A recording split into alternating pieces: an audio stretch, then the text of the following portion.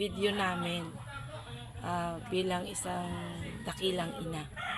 Ako po ay pagtawa, makurinikot. Ako po ay gumigising ng maaga. Tapos nag-aasikaso sa mga anak ko. Tapos ako po yung nagluluto bago sila pumasok sa ako po yung nagluluto.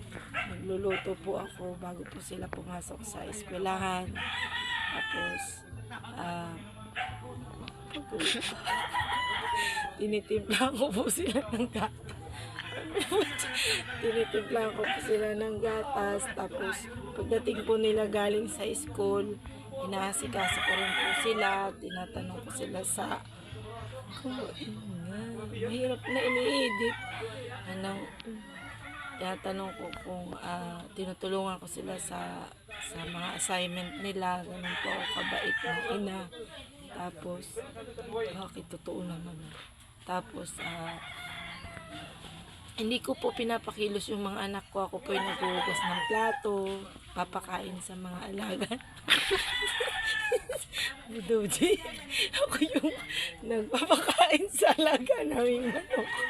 Tapos mabait po kong ina. Tapos nalagaan ko po yung asawa ko, pinagtitimplahan ko ng kape. Tapos hindi po kami nag-aaway. Ganyan po yung namin. Masaya po kaming pamilya. Maganda pong modelo yung pamilya namin.